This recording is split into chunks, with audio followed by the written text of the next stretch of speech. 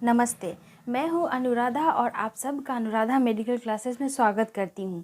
जैसा कि आप सब जानते हैं कि इस प्लेटफॉर्म पे आपको हर एक दिन कुछ न कुछ नई चीज़ें सीखने को मिलती है। तो जो लोग पहली बार मेरे इस चैनल पर विज़िट किए हैं उनसे रिक्वेस्ट कर रही हूँ कि मेरे चैनल पर जा कर के बहुत सारी जानकारियाँ वहाँ पे मैं वीडियो के माध्यम से आपके साथ शेयर की हूँ, तो उसको देखें और देखने के बाद मेरे इस वीडियो को पसंद करने के साथ साथ वीडियो को और चैनल को लाइक, शेयर और सब्सक्राइब ज़रूर कर लीजिए। चलिए, आज के अगर टॉपिक की हम लोग बात करें तो मैं आज आप लोगों के सामने एक ऐसे डिज़ीज़ के बारे में बात करने जा रही हूँ जो बहुत पहले बहुत ज़्यादा प्रचलन में था, लेकिन उसका असर अभी भी हम लोगों के सामने दिखाई देता है। बहुत सारे जगहों पे इसके बहुत सारे लक्षण भी दिखाई देते हैं और इसके परिणाम के रूप में भी देखने को मिलता है। जैसे मैं अगर बोलूँ एक उदाहरण के द्वारा, तो कुछ बच्चों को आप ज़रूर देखे होंगे जो मानसिक रूप से बीमार होते हैं। और तो आज का जो हमारा टॉपिक है उसका नाम है ग्वाइटर, जिसको हम लोग हिंदी में घेंघा रोग बोलते हैं। और इस बीमारी का कुछ सिम्टम्स होते हैं, कुछ लक्षण होते हैं और सबसे ज़्यादा जो प्रभाव होता है इसके पेट में पल रहे बच्चे के ऊपर सबसे ज़्यादा देखने को मिलता है। तो जैसे जैसे हम लोग बढ़ेंगे आगे की तरफ, मैं बताऊंगी कि कैसे किसी भी बच्चे का मानसिक विकार जो होता है कमज़ोर हो जाता है, कैसे उनका ब्रेन डेवलप नहीं हो पाता है और उनमें मेंटल रिटार्डेशन का सिम्टम्स देखने को मिलता है। तो आइए सबसे पहले चलते हैं, हम लोग ह्यूमन के एंडोक्राइन सिस्टम के बारे में समझते हैं।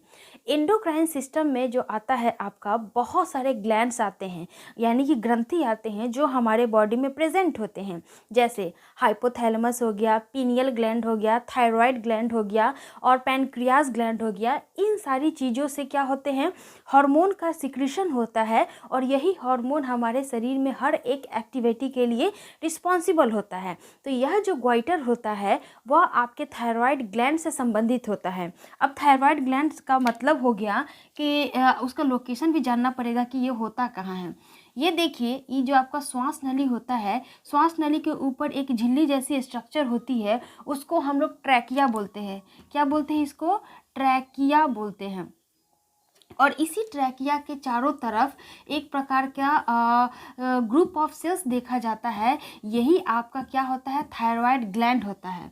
और यह थायराइड ग्लैंड जो होता है बीच में जो सेल से मिलकर के एक दूसरे से कनेक्ट हो रहा है, इसको हम लोग थाइमस बोलते हैं। क्या बोलते हैं? थाइमस बोलते हैं। और ये आपका हो गया थायराइड ग्लैंड। अब इसका काम क्या होता है ये समझिएगा।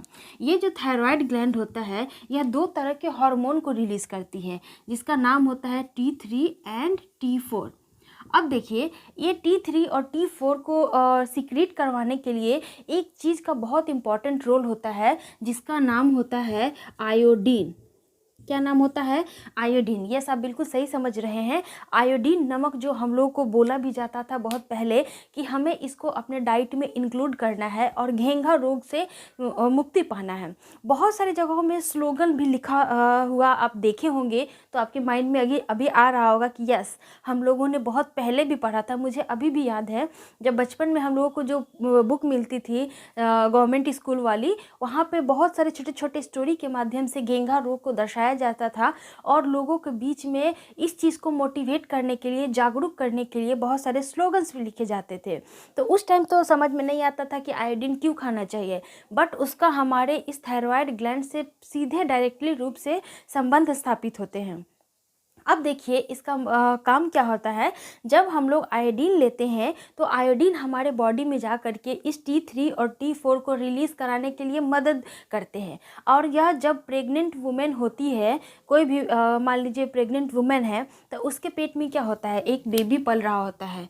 क्या पल रहा होता है? बेबी पल रहा होता है। और इस बेबी का क्या होता है? डेवलपमेंट होता है।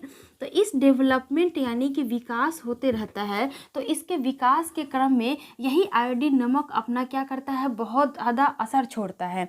जब कोई फीमेल आयोडीन नमक का इस्तेमाल नहीं करती है प्रेगनेंसी में, तो उनके बच्चों में कुछ सिम्टम्स देखने को मिलता है, कुछ कमियां रह जाती है। जैसे कि मैं यहाँ बताऊँ तो मेंटल रिटार्डेशन मतलब कि दिमागी रूप से कम विकसित होना, उसमें सोचने समझने की क्षमता कम हो जाना, किसी भी चीज़ को मान लीजिए सुन रहा है और वो मैंने कुछ और बोली, वो रिएक्ट किसी और चीज़ पे दे रहा है, तो ये सारी सिम्टम्स जो होते हैं उस बच्चे के अंदर में आ जाता है। तो मैं रिक्वेस्ट करूँगी कि जो महिला प्रेगनेंसी के दौरान आयोडीन से संबंधित जो भी खाद्य पदार्थ होते हैं उसको नहीं ले रहे हैं, तो फिर उसको अपने डाइट में ज़रूर इंक्लूड कीजिए। अदरवाइज़ आपका आयोडीन की कमी की वजह से आपको तो घेंघा रोग होने की पॉसिबिलिटी बन ही जाती है। घेंघा रोग में होता क्या है, इस गले के पास आपका वोकल कॉर्ड में क्या होता है, एनलार्जमेंट हो जाता है। साथ ही साथ वोकल कॉर्ड के आसपास के जो टिश्यू होते हैं उसमें भी डिफेक्शन देखने को मिलता है और सेल का एनलार्जमेंट ग्रोथ हो जाता है, जिस वजह से आपका घेंघा जैसा, मतलब कि बाहर सेल्स का बंचेस बाहर की तरफ निकल जाता है, जिसको हम लोग घेंघा रोग बोलते हैं।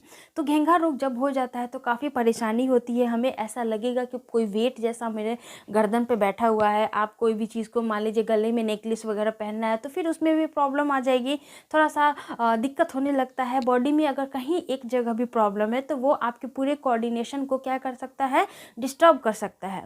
तो यह आपको समझ में आ गई बात। और सबसे इम्पॉर्टेंट इस टॉपिक का यही मैं समझाना चाह रही थी कि बच्चे के आने वाले फ्यूचर के बारे में सोचना है तो किसी भी मदर को क्या करना है, आयोडीन को ज़रूर इस्तेमाल करना है अपने डाइट में, अदरवाइज़ बच्चे के ऊपर काफ़ी नकारात्मक प्रभाव पड़ेगा। आई होप आपको यह छोटा सा टॉपिक बहुत अच्छे से समझ में आ गया होगा और वीडियो को एंजॉय भी किए होंगे, कुछ नया भी सीखने को मिला होगा। अगर आप किसी प्रेग्नेंट वुमेन को जानते हैं तो मेरा यह वीडियो ज़रूर उनके साथ शेयर करें कि कितना इम्पॉर्टेंस है आयोडीन नमक का हमारे लाइफ में, या फिर किसी भी सोर्स से अगर आप आयोडीन ले रहे हैं तो उसका हमारे जीवन में कितना इम्पॉर्टेंस है। तो चलिए मिलते हैं नेक्स्ट वीडियो में एक नए टॉपिक के साथ। अपना ध्यान रखिए। जय हिंद।